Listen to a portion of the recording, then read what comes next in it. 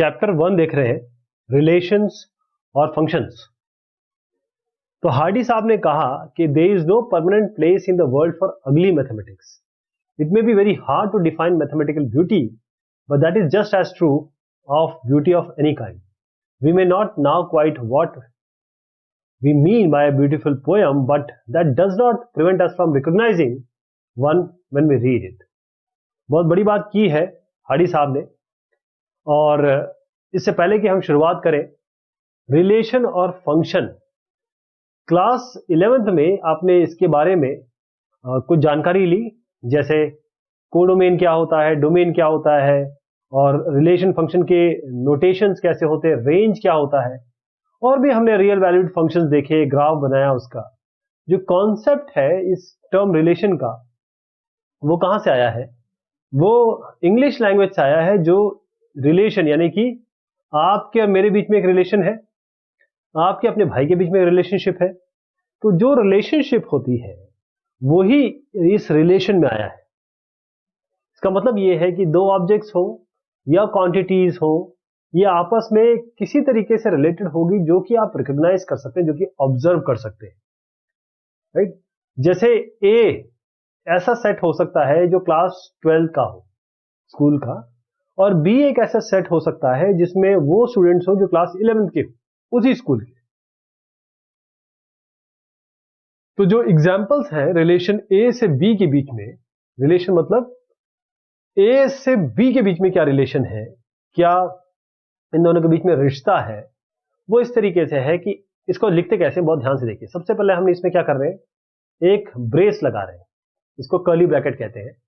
फिर हमने ए comma B किया, यानी कि हमने कहा कि ये इससे रिलेटेड है, और ये किस सेट को बिलोंग कर रहा है, ए क्रॉस बी, यानी कि ए एलिमेंट है कैपिटल ए सेट का, बी एलिमेंट है कैपिटल बी सेट का।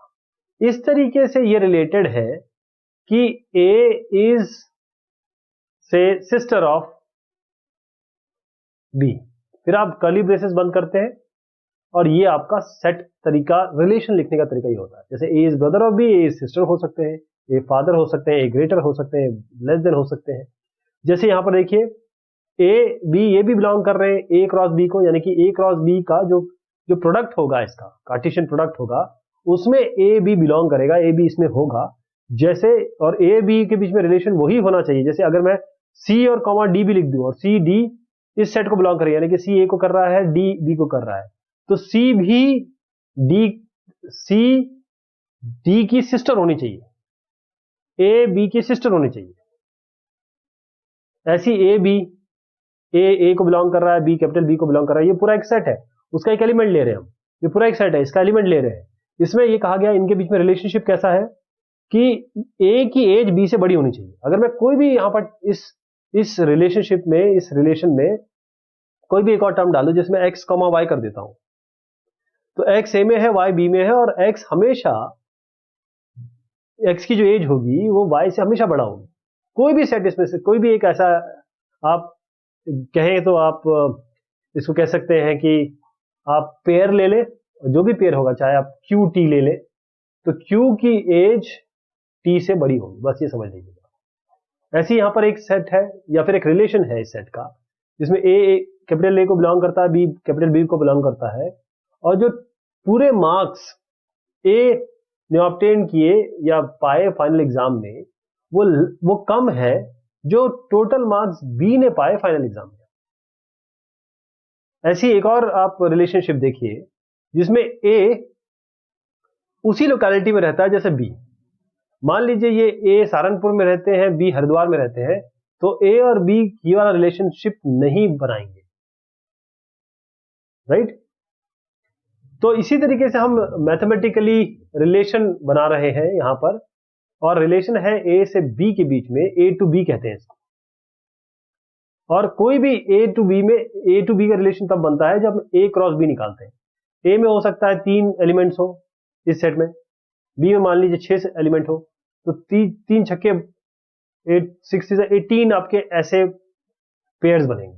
तो वो पेयर्स इस रिलेशन में वही पेयर आएंगे, हो सकता है इस 6 या 18 में मान लीजिए केवल 3 ही ऐसे हैं जो इसको फॉलो कर रहे हैं, बाकी बाकी एक दूसरे की लोकेलिटी में नहीं रहते।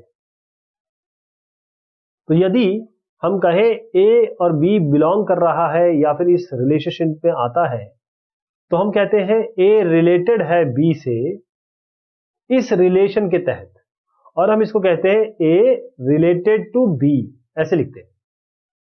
इसका मतलब ये है कि अगर ए बी आर को बिलोंग कर रहा है तो हम ये कभी सोचते नहीं है, बॉदर नहीं करते हैं कि क्या इनके बीच में कोई रिकॉग्नाइजेबल कनेक्शन है या कोई लिंक है इनके बीच में। फंक्शंस, तो रिलेशन और फंक्शन देख रहे हैं, तो फंक्शन क्या है? फंक्शन कुछ भी नहीं है। फंक्शन और रिलेशन एक ही सिक्के के दो पहलू कह सकते हैं, क्योंकि फंक्शन एक special type of relation. Relation अगर आप फंक्शन कहें तो कोई एक स्पेशल टाइप का रिलेशन ही फंक्शन होता है। Functions are special kind of relations. तो हम क्या करेंगे, अलग अलग टाइप के रिलेशन फंक्शन देखेंगे, कंपोजिशन देखेंगे फंक्शन का, इन्वर्टिबल फंक्शन देखेंगे और बाइनरी ऑपरेशन देखेंगे। टाइप्स ऑफ रिलेशंस, कौन कौन से टाइप के रिलेशन हो सकते हैं? तो एक रिलेशन क्या होता है, फिर से हम इसके दोबारा बात करते हैं। एक रिलेशन एक ऐसा सेट होता है जो इसका सबसेट हो, ये भी एक सेट है, ये भी सेट है, इसके क्रॉस प्रोडक्ट का आप जब एक सबसेट लेते हैं, ये कोई एक सबसेट लिया आपने, वही ये इसका सबसेट ही होगा। इसका मतलब अभी मैं और बात करता हूं, आपको थोड़ा एग्जांपल से भी समझाऊंगा, लेकिन उससे पहले एक एम्प्टी सेट फाई,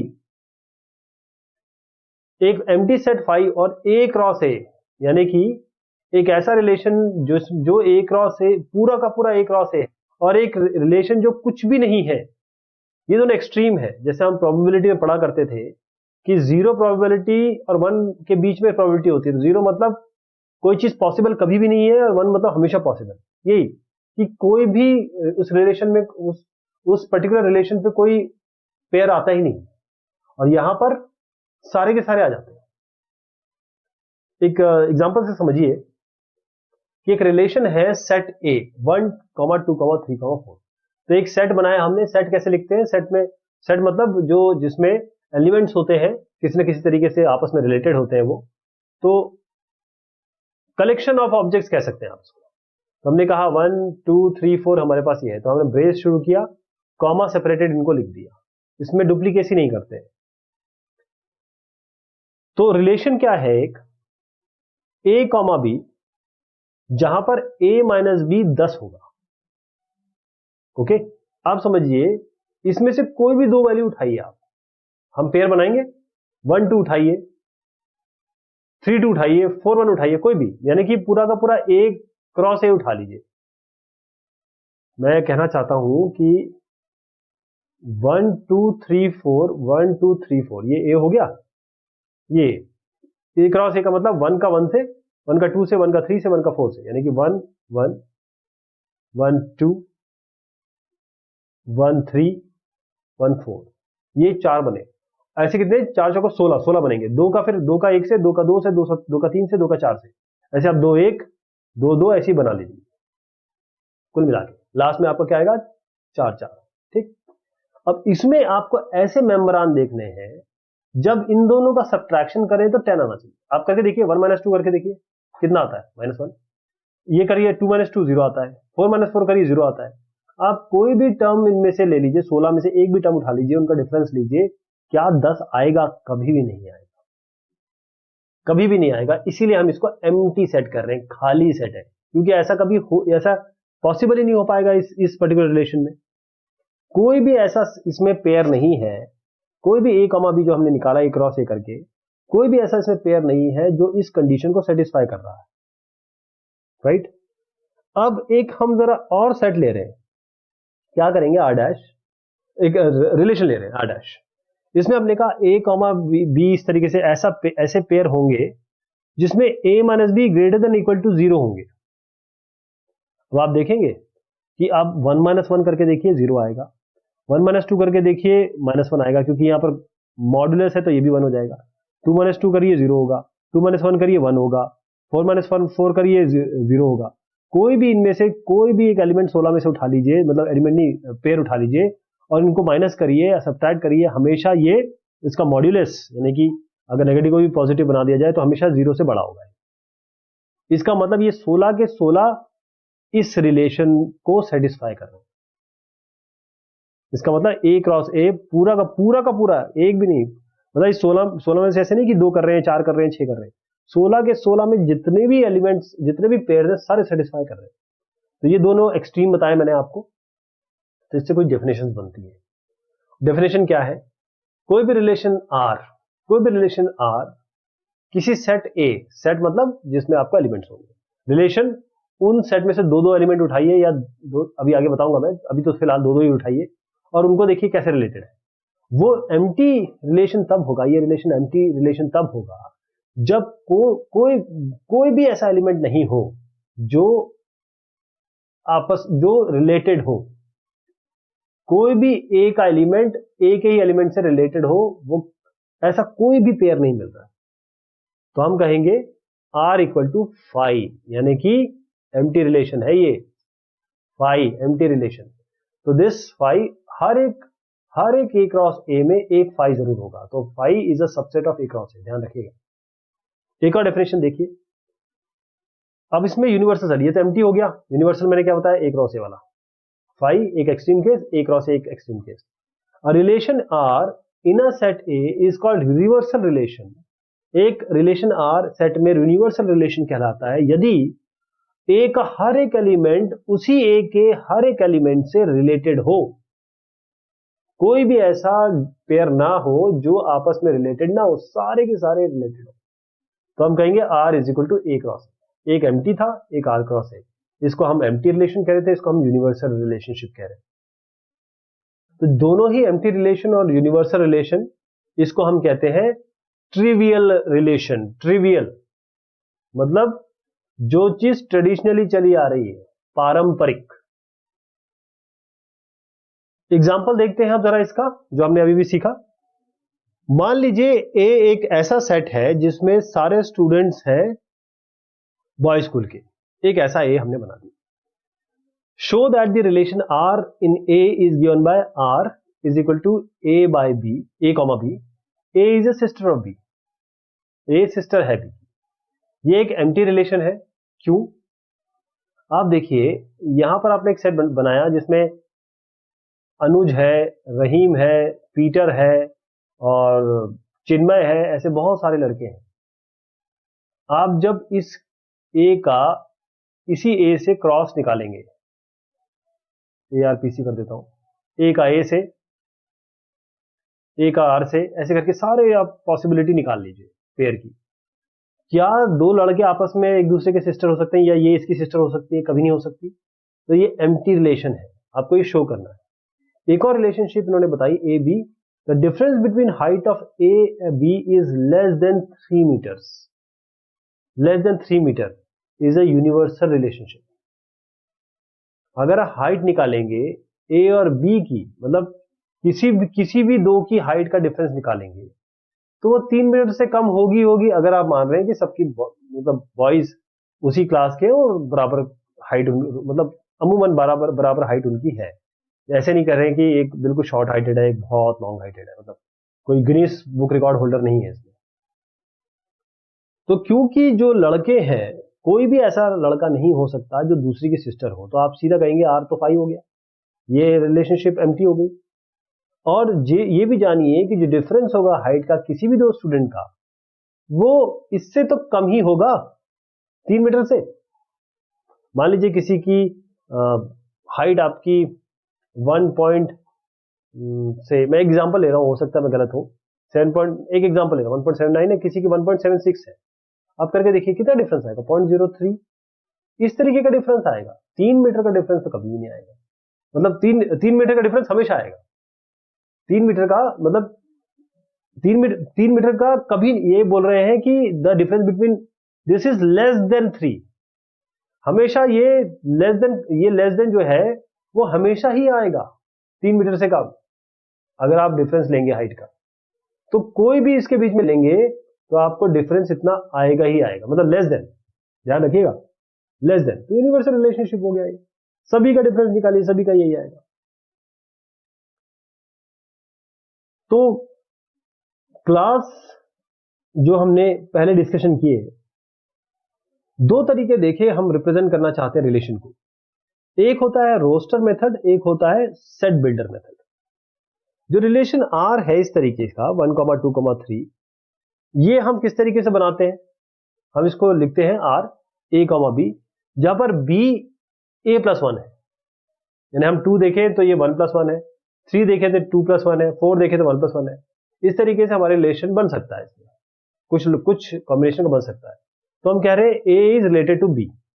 यदि एक तरीका ये लिखने का हो गया, दूसरा तरीका समझिए, ए आर बी तभी है, मतलब ए रिलेटेड टू बी तभी है जब ये चीज हम शब्दों में लिख रहे हैं, if and only if B is equal to A plus 1, इस तरीके से भी लिख सकते हैं।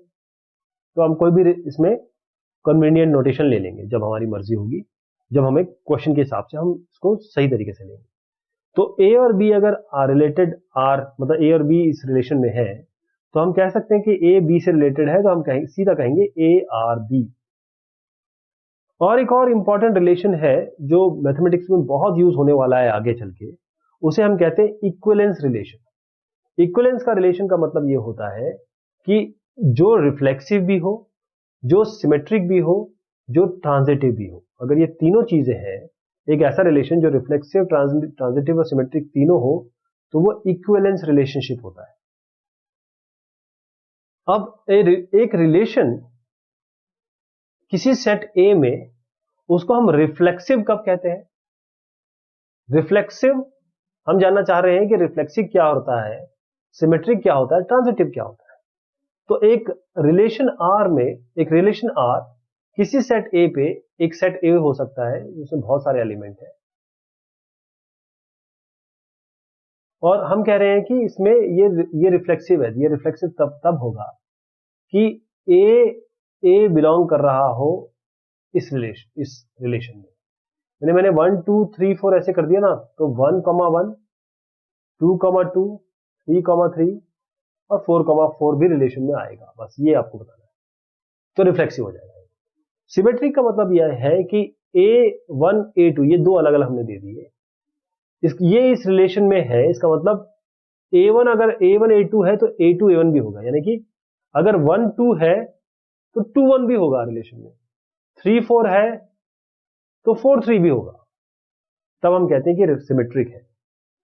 ट्रांजिटिव का मतलब ये है कि यदि A1 और A2 इस रिलेशन में है और A2 और A3 इस रिलेशन में है, तो A1 और A3 भी इस रिलेशनशिप में होंगे। यानी आप ये कह रहे हैं कि 1, 2 है और 2, 3 है, तो इस रिलेशन कोई भी आर में 1, 3 भी होना चाहिए, यानी कि ये इससे रिलेटेड है और ये इससे रिलेटेड है, तो ये इससे रिलेटेड होगा डायरेक्ट। तो एक रिलेशन आर किसी भी सेट में, ये इक्विवेलेंस रिलेशन तब होता है यदि आर रिफ्लेक्सिव भी हो, सिमेट्रिक भी हो और ट्रांजिटिव भी हो। एक एग्जांपल देखते हैं। मान लीजिए टी, ये सेट है वो सारे ट्रायंगल्स का किसी प्लेन में, जो रिलेशन आर है, और रिलेशन कुछ इस तरीके से है कि T1, T2 इसमें ये कहा कि T1, T2 में ये T1 T2 से कॉन्ग्रुएंट होगा। आपको बताना है कि इक्विवेलेंस रिलेशनशिप है। अब देखिए, मैं इसको सबसे पहले रिफ्लेक्सिव से शुरू करता हूं। रिफ्लेक्सिव का मतलब यह है कि अगर मैं कहूं ये ट्रायंगल है, ये ट्रायंगल अपने आप से तो कॉन्ग्रुएंट होगा ही ना। तो ए अगर ये ट्रायंगल है तो ये अपने आप से, अगर ए और ए है तो इसका मतलब ये अपने आप से कॉन्ग्रुएंट है, तो रिफ्लेक्सिव हो गया।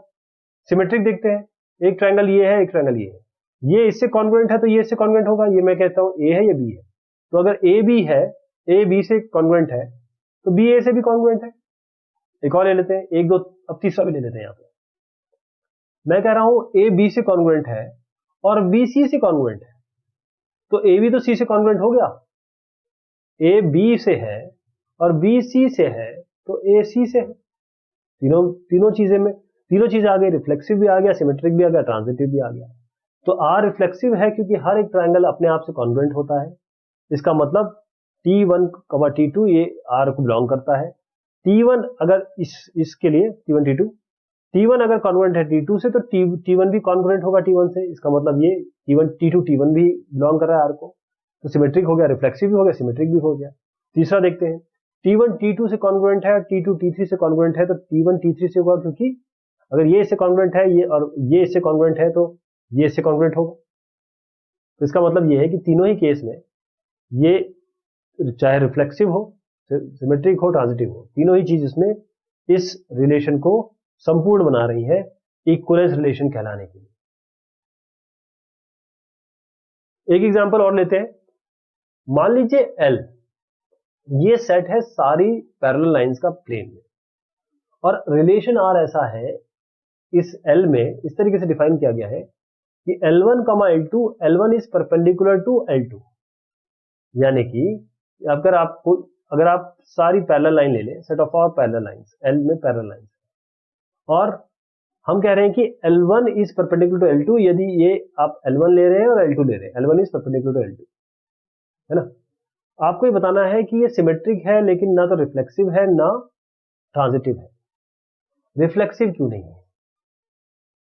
क्या ये L1, क्या ये कोई भी एक पैरेलल लाइन ये अपने आप से परपेंडिकुलर हो सकती है? एक लाइन उठा लीजिए कोई, इसमें ये अपने आप से परपेंडिकुलर हो सकती है? नहीं हो सकती। इसका मतलब ये रिफ्लेक्सिव नहीं है।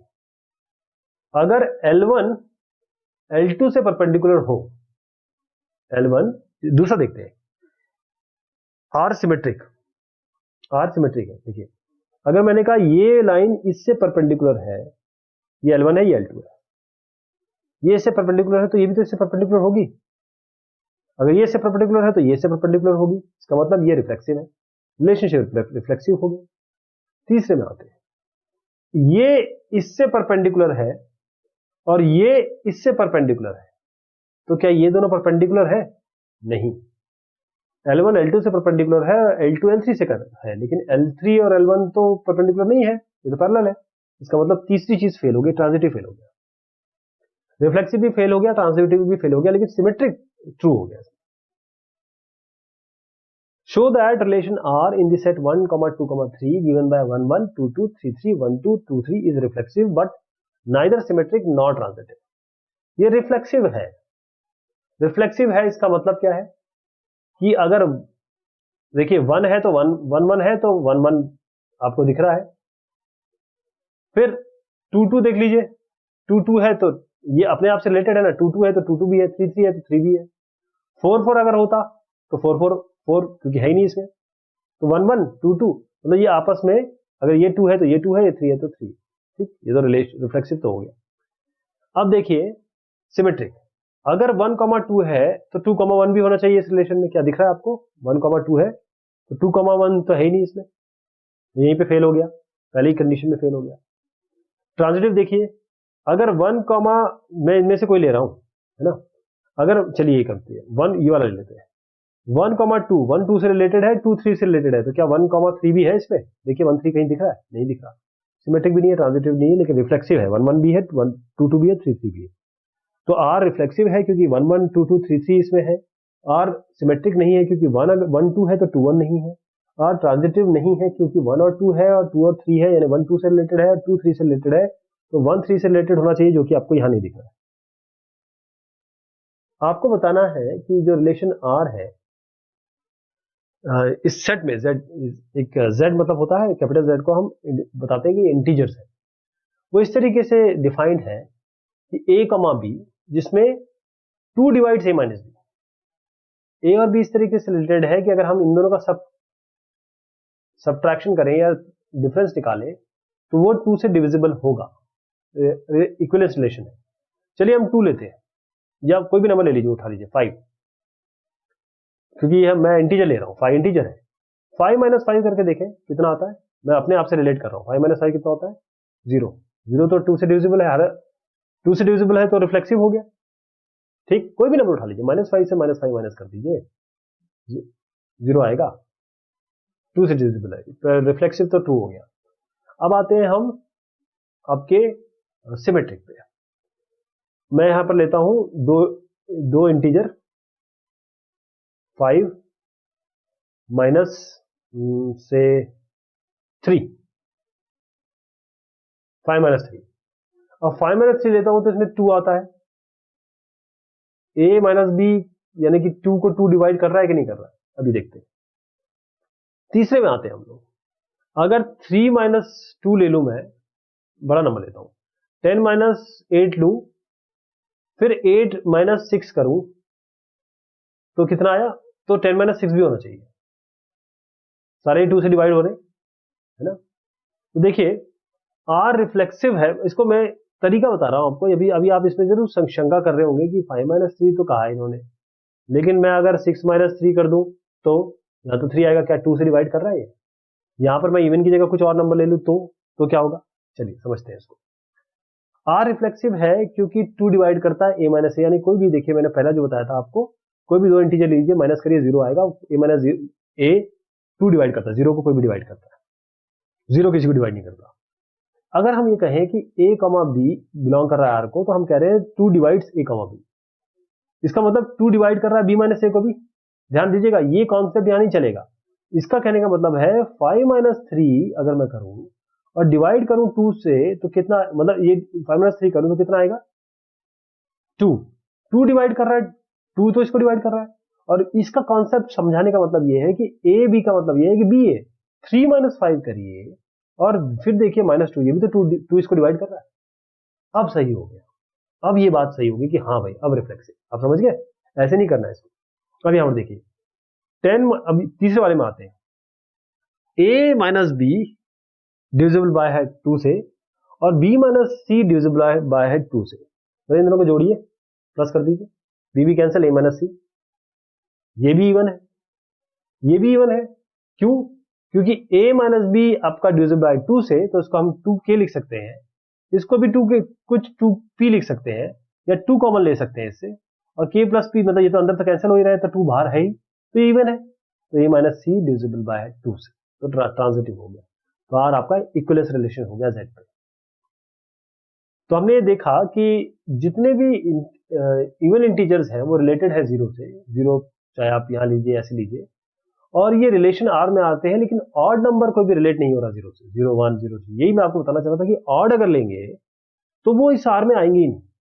इसी तरीके से जो ऑड नंबर्स है जो रिलेटेड है 1 1 से, और कोई भी इवन इंटीजर रिलेटेड नहीं है 1 से, तो इसका मतलब जो सेट आएगा ई सारे इवन इंटीजर्स, और जो सेट आएगा ओ ऑड इंटीजर्स, ये सबसेट्स है z के, और उनकी कंडीशन क्या है, जितने भी एलिमेंट इवन में है वो रिलेटेड है आपस में, और जितने भी एलिमेंट्स है ऑड में वो आपस में रिलेटेड है, इवन इवन से रिलेटेड है, ऑड ऑड से रिलेटेड है, और कोई भी एलिमेंट ई वो is related to any other, कोई भी ऐसा एलिमेंट ई का इवन का ऑड से रिलेटेड नहीं है, कोई भी ऑड का इवन से रिलेटेड नहीं। इवन और ऑड टर्म डिसजॉइंट है, यानी कि अगर इन दोनों का यूनियन किया जाए तब z आएगा, यानी कि ये दोनों बिल्कुल अलग अलग है।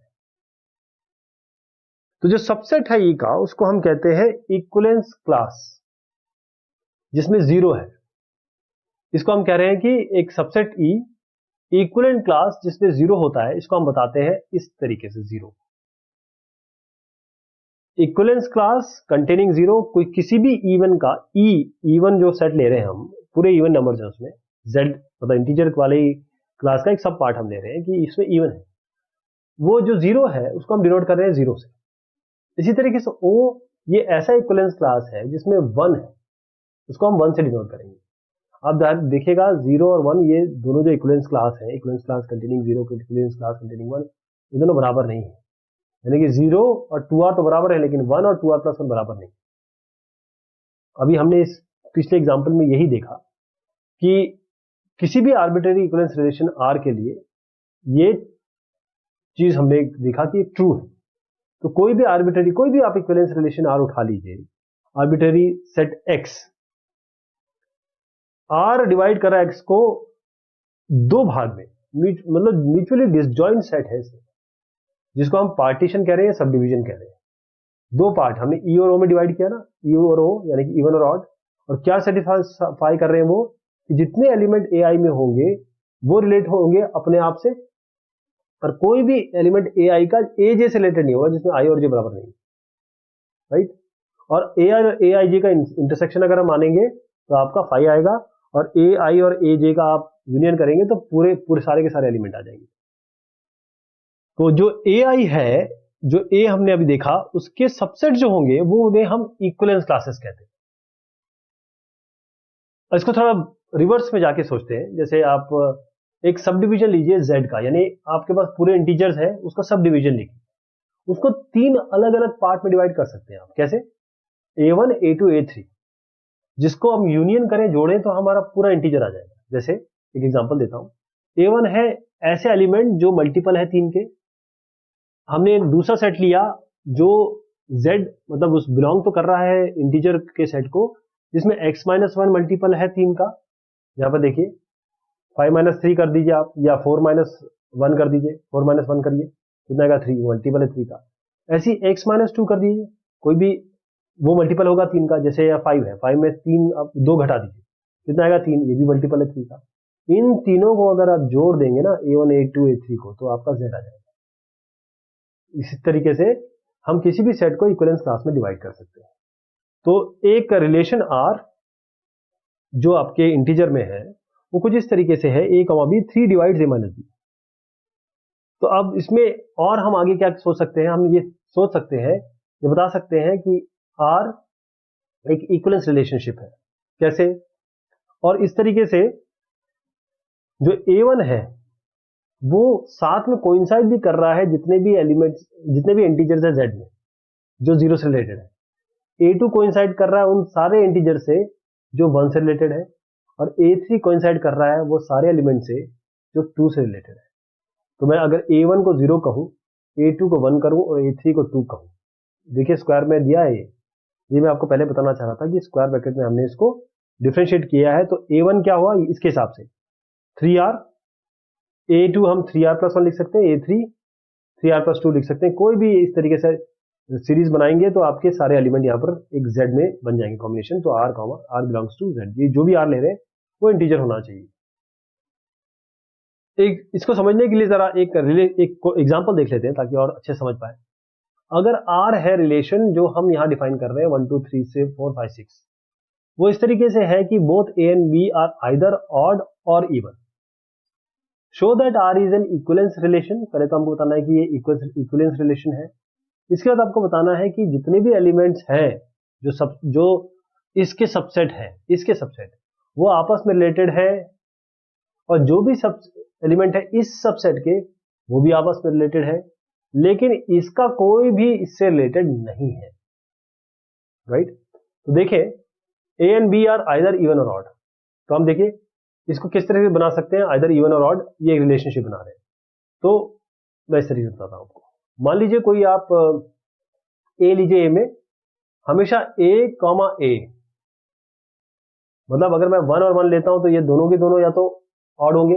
3 3 ले लेता हूं, इसी में से ले रहा हूं, दोनों ऑड रहेंगे। लेकिन मैं इवन ले लेता हूं 6, तो 6 6 दोनों इवन रहेंगे। इसका मतलब a, बिलोंग कर रहा है r को। आप समझ गए, क्योंकि ये रिफ्लेक्सिव वाली प्रॉपर्टी प्रदान कर रहा है। ऐसे अब a, b लीजिए, तो a, b में both a and b must be either even और ऑड। राइट? तो अगर 1 3 ले रहे हैं आप, either even must be either even, either odd और इवन। तो आप कोई भी आप ले लीजिए, इसमें उठा लीजिए, 2, 3 कर दीजिए। 2, 3 में अगर 2, 3 में एक इवन है एक ऑड है, तो 3, 2 में भी एक इवन ऑड होगा। ये भी रिफ्लेक्सिव भी हो गया। अब जरा तीसरे में आइए, ए बी रिलेटेड है आर से और बी सी रिलेटेड है आर से, और रिलेशन क्या है, both A and B are either odd और इवन, बोथ। अच्छा, इस वाले में आप जरा आइए, ये वाला जो है इसको मैं थोड़ा सा दोबारा बताता हूँ, क्योंकि रिलेशन कुछ और है। ए और बी आर आइदर ऑड और इवन, तो मैं इसको आइदर ऑड और इवन में ये मामला गलत हो गया। हम क्या करेंगे, 5 लेंगे केवल। तो 5 और 5 आइदर इवन ऑड। मैं इसमें लेता हूं, एक काम करता हूं, बोथ ऑड या इवन लेते हैं। तो अब हम 5 की जगह 3 और 5 लेते हैं। तो 3 और 5 को अगर जरा मैं 5 और 3 करूं तो तभी तो बात बन गई, दोनों ही ऑड रहे। अगर मैं 2 और 4 लेता हूं और 4 और 2 करता हूं, यानी ए बी और बी ए करता हूं, तो दोनों ही तो हमेशा इवन ही रहेंगे, तो रिफ्लेक्सिव हो गया। इस तरीके से रिफ्लेक्सिव हुआ है। ये वाला मामला थोड़ा गलत हो गया, इसको आप थोड़ा इग्नोर कर दीजिए। तीसरे में आइए, तीसरा है आपका आपका ट्रांजिटिव। मैं कह रहा हूं 2 और 4 दोनों इवन है, 4 और 6 दोनों इवन है, तो 2 और 6 भी तो इवन होंगे, कोई भी ऑड भी उठा के देख लीजिए। तो आर एक इक्विवेलेंस रिलेशनशिप हो गया, पहली चीज ये हो गई। इसके अलावा जितने भी एलिमेंट 1 3 5 7 में लिखे वो आपस में रिलेटेड है एक दूसरे से। ये जितने भी एलिमेंट्स इसमें है वो सबसेट है, इसके सबसेट है और वो ऑड है। इसी तरीके से जितने भी एलिमेंट 2 4 6 में है वो इसके सबसेट है और वो सारे के सारे इवन है, और कोई भी एलिमेंट इसका और इसका आपस में रिलेटेड नहीं है। हमने ये तीनों करके देख लिया। इसका मतलब ये है कि ये ऑड है, ये इवन है, और ये दोनों इक्विवेलेंस क्लासेस बनाते हैं। टाइप्स ऑफ फंक्शंस, किस किस टाइप के फंक्शंस होते हैं? जो नोटेशन है, नोशन है फंक्शन का, हमें कुछ देखे, जैसे आइडेंटिटी फंक्शन क्या होते हैं, कांस्टेंट फंक्शन क्या होते हैं, पॉलिनोमियल फंक्शन क्या होते हैं, रैशनल फंक्शन क्या होते हैं, मॉड्यूलस फंक्शन, सिग्नम फंक्शन, और उनके ग्राफ भी हमने देखे। अगर हम दो फंक्शन को ऐड करें, सब्ट्रैक्ट करें, मल्टीप्लाई करें या डिवीजन करें, यानी कि उन पे कुछ ऑपरेशन करें, तो जो ये भी हम बहुत हद तक देख चुके हैं। इसके अलावा जो एक और इम्पोर्टेंस की चीज है मैथमेटिक्स में और बाकी और फील्ड में भी है, वो ये है कि इन फंक्शंस का कैसे यूज होगा और कैसे हम इसको एक्सटेंड करेंगे, और अलग अलग फंक्शन को किस तरीके से हम देखेंगे मैथमेटिकली, वो हम टाइप्स ऑफ फंक्शंस में देखेंगे। मान लीजिए कि आपके पास फंक्शन है f1 f2 f3 f4, और इसका डायग्राम मैं पहले आपको दिखा देता हूं ताकि आप समझें कि ये क्या कर रहा है, फिर मैं आपको बताता हूं कि आगे क्या होने वाला है। बहुत ध्यान से देखिएगा। ये आपके पास एक f1 फंक्शन है, बहुत ध्यान से देखिए। यहां पर 1 2 3 4 है, यहां पर a b c d e f, यानी आपका x1 एक सेट है, x2 एक सेट है। अब इनके बीच में कुछ रिलेशनशिप बताया जा रहा है, या इनके बीच में कोई एक कनेक्शन दिखाया जा रहा है। अभी केवल कनेक्शन को देखिए, बाकी मैं समझाऊंगा आपको कि क्या हो रहा है। यहां पर एक ए से रिलेटेड है, दो बी से रिलेटेड है यहां पर, लेकिन ई और एफ किसी से रिलेटेड नहीं है। ध्यान दीजिएगा, 3 भी किसी से रिलेटेड है, 4 भी रिलेटेड है, लेकिन ई और एफ किसी से रिलेटेड नहीं। यहां पर आइएगा, यहां पर दो एलिमेंट x1 के एक ही एलिमेंट b x2 से रिलेटेड है, आप समझ गए। उसके बाद यहां पर दो एलिमेंट एक से रिलेटेड है, बाकी सिंगल रिलेटेड है। यहां पर सारे जो x1 वाले हैं वो सारे x4 से रिलेटेड है। x1 x2 x3 और x4, ये आपके पास 4 सेट है, और वो किस तरीके से रिलेटेड है इसको आप देख लीजिए। अब जरा आगे बढ़ते हैं। तो इसमें f1 f2 f3 f4 ये 4 अपने अलग अलग फंक्शन देखें, और इस फिगर में आप देखें जो इमेज है अलग अलग एलिमेंट की, जो x1 में है, x1 में है f1 फंक्शन के हिसाब से जो इमेजेस है, मतलब ये पार्ट जो है वो आपका डिस्टिंक्ट है, लेकिन जो इमेज है दो डिस्टिंक्ट एलिमेंट का, 1 और 2 का, x1 का, वो सेम है, यानी कि दोनों b को पॉइंट कर रहे हैं। इसी तरीके से जो x2 के एलिमेंट है e और f, उनके इमेजेस ही नहीं है, x1 में उसके इमेजेस ही नहीं है, जबकि जितने भी एलिमेंट है x3 में वो इमेज है कोई ना कोई एलिमेंट x1 का। अगर फंक्शन f3 की बात करें, जो मैंने आपको भी दिखाया, वो यहां पर शब्दों में समझाया गया है। तो इससे क्या होता है, मैं फिर से आपको उसी फिगर में ले चलता हूं।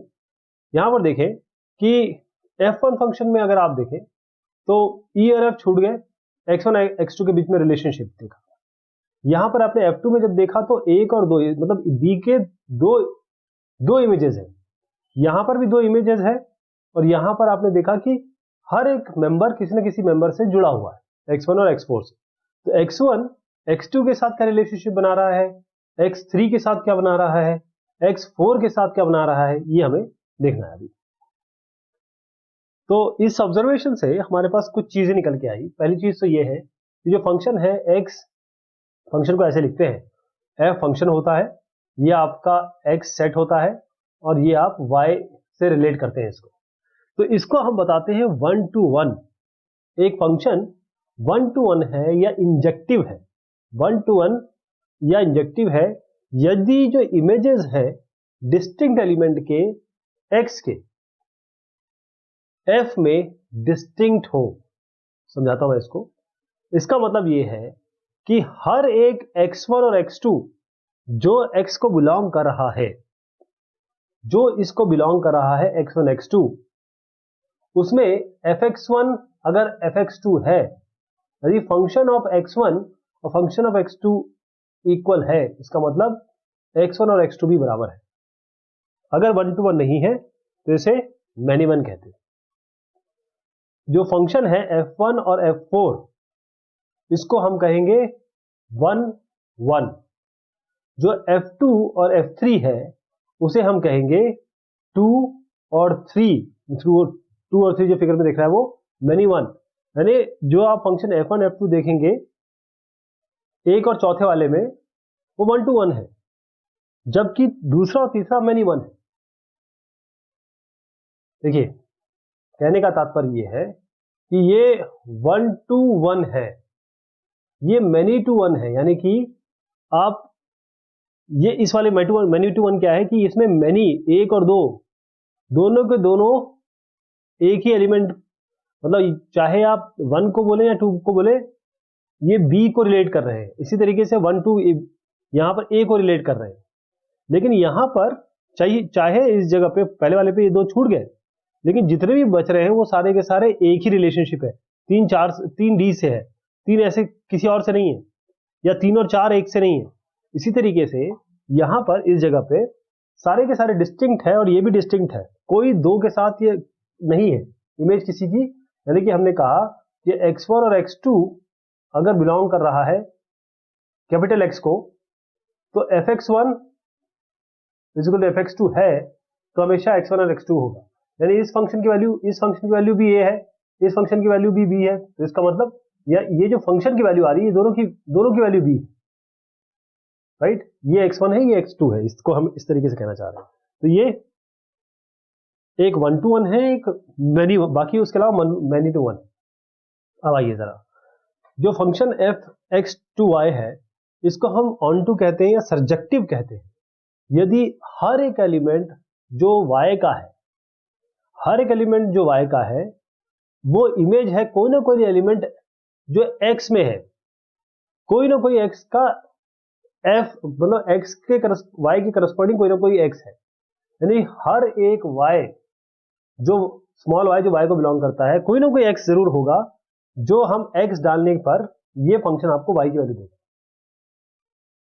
अब समझ रहे हैं? इसका मतलब ये है कि जो f2 और f3 है, इस मतलब तीसरे और चौथे फिगर में आप देखिएगा ऑन टू है, और जो फंक्शन आपका 1 है वो ऑन टू नहीं है, क्योंकि जो एलिमेंट e है या f है उसकी कोई इमेज नहीं है। मैं यहां बताता हूं आपको, ये ऑन टू नहीं है। क्यों? क्योंकि ना e की कोई इमेज है ना f की है कोई, यहां पर ना e किसी से रिलेट हो रहा है ना f किसी से रिलेट हो रहा है, ये दोनों खाली हैं। लेकिन आप यहां देखें, हर एक एलिमेंट यहां पर आप देख लीजिए उसकी कोई ना कोई, a की इमेज 3 है, c की 2 है, कोई ऐसा खाली नहीं छूटा है। आप समझ रहे हैं? ये कोई खाली छूटा नहीं है इसमें। इसको हम कहते हैं सर्जेक्शन। एक्स वाई ऑन टू है यदि रेंज जो है f की वो y हो, ऑन टू होगा यदि रेंज जो f की, इस फंक्शन की जो रेंज हो वो पूरी की पूरी आपकी, मतलब पूरी रेंज होनी चाहिए, कुछ छूटना नहीं चाहिए इसमें। एक और देखिए, एक फंक्शन एक्स वाई है, उसको हम कह रहे हैं 1 1 है और ऑन टू है, यानी वो बाइजेक्टिव है, 1 1 भी है और ऑन टू भी है। यदि ये फंक्शन 1 1 भी हो जाए और ऑन टू भी हो जाए, तो अगर फंक्शन f4 देखेंगे, ये जो वाला देखिए, इसमें एक से ही रिलेटेड है, दो से रिलेटेड नहीं है, तो ये 1 to 1 हो गया, 1 1 हो गया, और कोई भी इसमें खाली नहीं बचा है, मतलब हर एक इसकी x4 की इमेज आपको x1 में मिल रही है, यानी ये 1 1 हो गया और ऑन टू भी हो गया। इसका मतलब ये बाइजेक्टिव हो गया। इसको इस तरीके से समझते हैं कि मान लीजिए ए सेट है, जितने भी 50 स्टूडेंट है मान लीजिए क्लास 10 के स्कूल में, यदि एक फंक्शन है a to n, इसको इस तरीके से डिफाइन किया गया कि fx जो है वो रोल नंबर है स्टूडेंट x का। तो आपको ये बताना है कि f11 है लेकिन ऑन टू नहीं है, 11 है लेकिन ऑन टू नहीं है। तो a आपका एक सेट है, a ऐसा सेट बना लीजिए जिसमें सारे स्टूडेंट्स हैं क्लास 10 के, और आपने a to n एक ऐसा फंक्शन बनाया जिसमें आपने कहा कि fx क्या होने वाला है, जो रोल नंबर है स्टूडेंट x का, जो रोल नंबर है, लेकिन इसको ये 1 to 1 है बट ऑन टू नहीं है। तो उसको समझिएगा, कोई भी देखिए कोई भी स्टूडेंट जो है, कोई भी स्टूडेंट का 2 रोल नंबर नहीं हो सकता और कोई भी 2 रोल नंबर एक स्टूडेंट का नहीं हो सकता। इसका मतलब यह है कि एक स्टूडेंट के लिए एक रोल नंबर होगा, एक स्टूडेंट के लिए एक रोल नंबर होगा। ये तो ठीक हो गया 1 to 1। राइट। मान लीजिए कि कोई जनरलिटी का लॉस नहीं हुआ और जो रोल नंबर है स्टूडेंट के वो 1 से 50 है। इसका मतलब ये है कि 51 जो n में है, मान लीजिए आप यहां से 1 से 50 के स्टूडेंट के नाम लिख दिए आपने, और यहां से 1 से 50 आपने लिखा, और ये कहीं नहीं कहा गया कि 1 से 50 है तो 51 नहीं हो सकता, 52 नहीं हो सकता। तो 1 से 50 तो 1 हो जाएंगे, लेकिन 51 बार तो किसी से रिलेटेड नहीं है। इसका मतलब 51, 52, 53 ये इसकी कोई इमेज नहीं है x में इस फंक्शन के हिसाब से। इसका मतलब f ऑन टू नहीं है लेकिन 1 to 1 है। आपको बताना है कि जो फंक्शन है n to n given by fx equal to 2x is 1 1 but not on to, 1 1 but not on to। आप देखिए, अगर फंक्शन f11 होता है तो हमारे पास कंडीशन क्या होनी चाहिए कि किसी भी x1 x2 के लिए अगर fx1 fx2 के बराबर है तो x1 x2 के बराबर होना चाहिए। तो fx1 और fx2 ये क्या दिए हुए, अगर मैं इसके अंदर x1 डालता हूं तो ये आएगा 2x1, और ये जो है fx2 2 डालता हूं तो ये 2x2 आ जाएगा।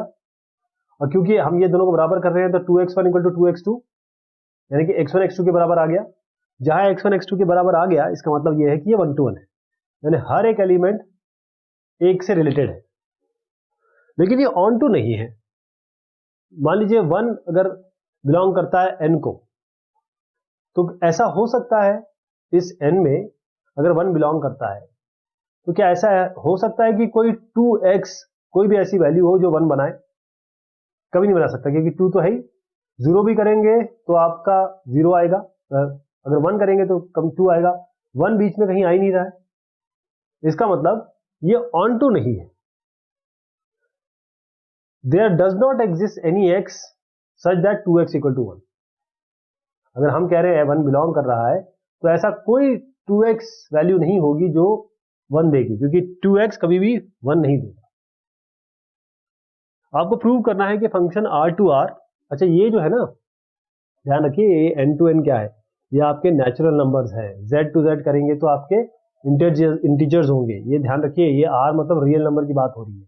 ये फंक्शन है एक रियल से रियल, वो फंक्शन रियल नंबर का है और एक रियल नंबर का सेट है, दूसरा रियल नंबर सेट है, उसके बीच में आप एक फंक्शन बता रहे हैं। और फंक्शन क्या है? fx = 2x।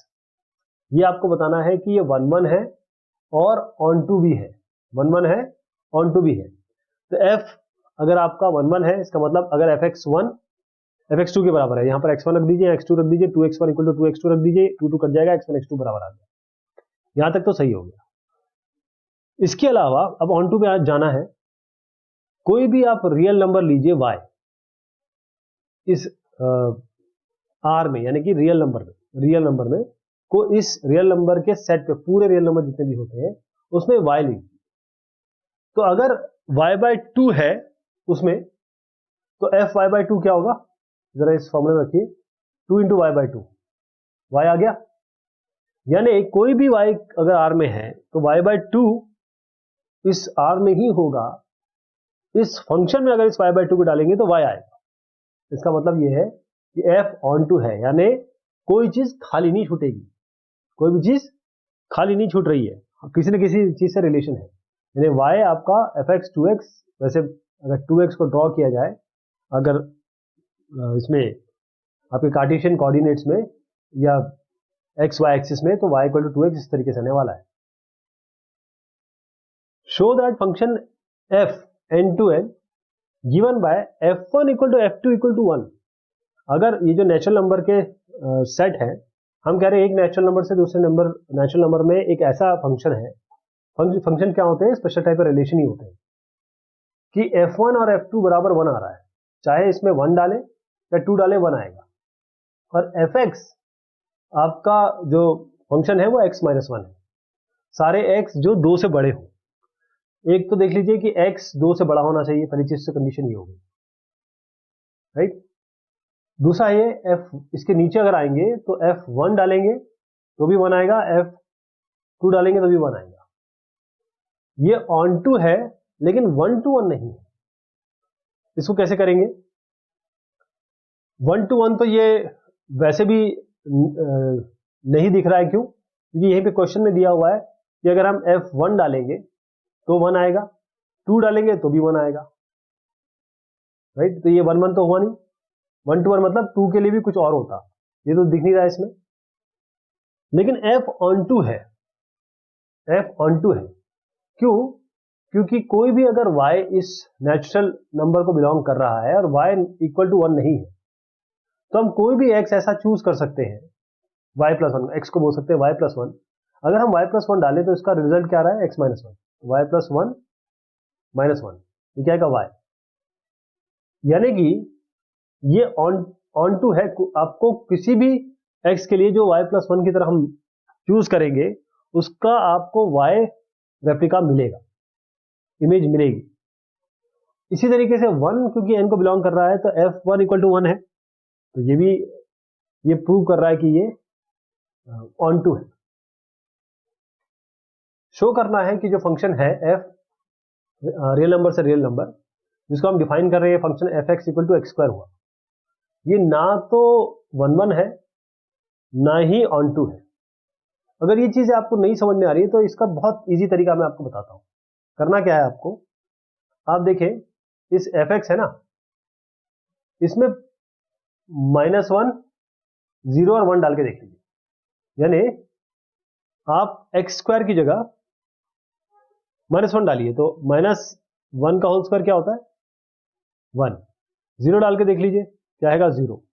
1 डाल के देखिए 1 आ रहा है, -1 का भी 1, 1 का भी 1।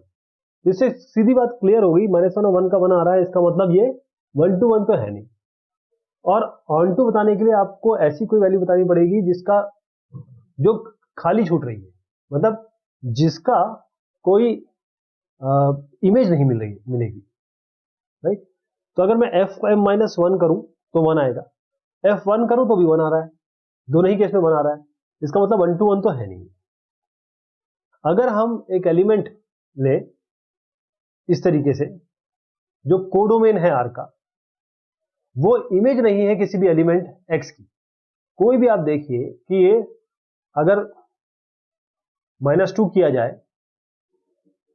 तो क्या आएगा, -2 का स्क्वायर किया जाएगा तो क्या आएगा, या मैं कहूं कि यहां पर -2 है या -8 ही मान लीजिए, कोई भी ऐसा ले लीजिए, कोई एक नंबर ले लीजिए, क्या इसका क्योंकि ये तो R में बिलोंग कर रहा है ना, रियल नंबर में तो आ ही रहा है, रियल नंबर बड़ा सेट होता है क्योंकि इसके अंदर हम कोई भी इंटीजर भी ले सकते हैं।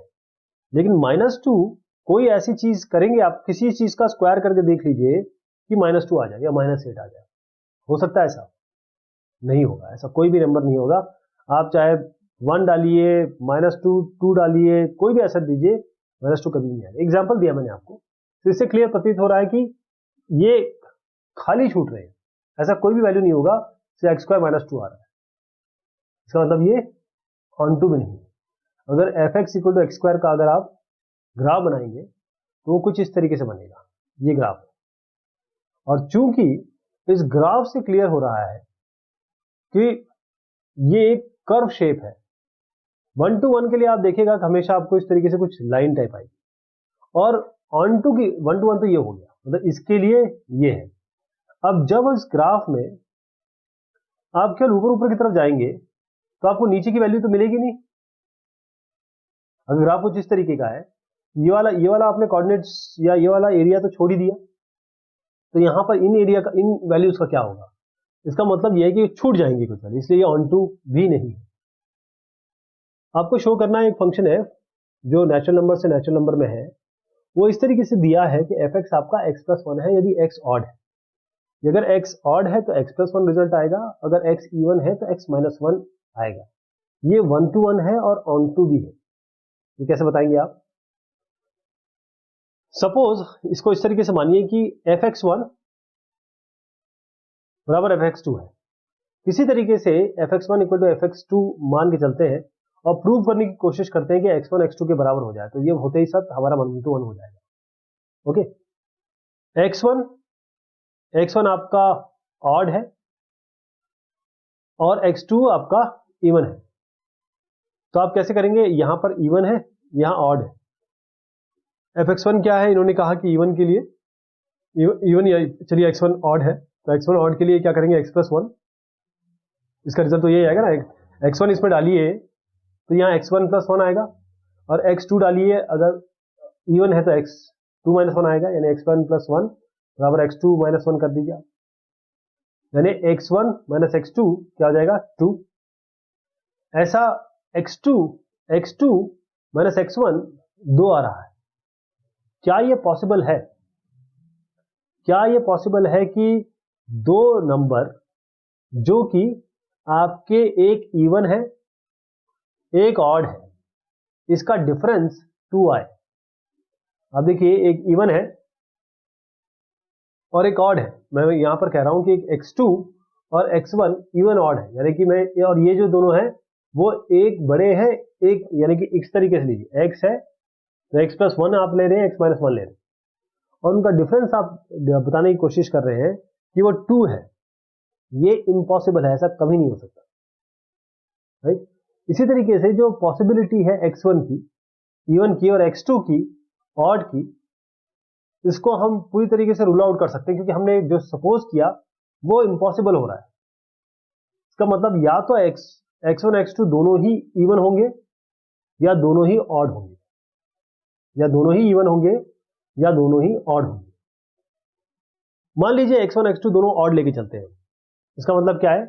fx1 fx2 के बराबर है और हम कह रहे हैं कि दोनों के दोनों आपके ऑड है, तो ऑड के लिए x1 प्लस 1 लिख देंगे इसके बराबर, और यहां पर x2 डालेंगे तो x2 प्लस 1 आएगा, दोनों को बराबर करेंगे, x1 x2 आ गया। ये तो हमें करना था।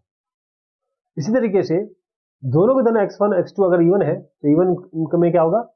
x1 minus 1 equal to x2 minus 1, इसमें भी x1 x2 बराबर आ गया। सीधी सी बात है कि f आपका 1 to 1 हो गया, 1 1 हो गया। हमने शुरुआत कहां से की? हमने कहा ये x1 x2 है, हमने कहा x1 ऑड है x2 इवन है। एक बार हमने ये डाला, एक बार, क्योंकि ऑड के लिए ये आता है, इवन के लिए आता है, दोनों को बराबर किया, और दोनों को बराबर करने के बाद हमने देखा कि कोई भी एक इवन और ऑड इन वैल्यू के अगर हम डिफरेंस निकालेंगे तो क्या ये 2 आ सकता है? क्या ये 2 आ सकता है? आप ये समझ रहे हैं ना मैं क्या कह रहा हूं? अगर मैं इसको 5 माइनस 3 करूंगा, दोनों ऑड है, तभी हमारा क्या आएगा? 2 आएगा। अगर मैं कोई भी एक इवन ले लूं और कोई भी ऑड ले लूं, इनका डिफरेंस निकालूंगा या 5 माइनस 4 करके देखूं तो 1 ही आएगा, या कोई भी और नंबर ले लीजिए आप, 2 कभी भी नहीं आएगा। 2 तभी आ सकता है जब एक आपके या तो दोनों ऑड हो या दोनों इवन हो। आप समझ गए? इसलिए हमने इसको इम्पॉसिबल किया, तभी हमने दोनों को इवन दोनों को ऑड कहा, और जैसे दोनों को इवन कहा, दोनों को ऑड कहा, तो आपका ये 1 1 बन गया। इसी तरीके से कोई भी ऑड नंबर कैसे होता है? इसको 2r प्लस 1 लिख सकते हैं, इवन को हम 2r लिख सकते हैं, ऑड को हम 2r प्लस 1 लिख सकते हैं।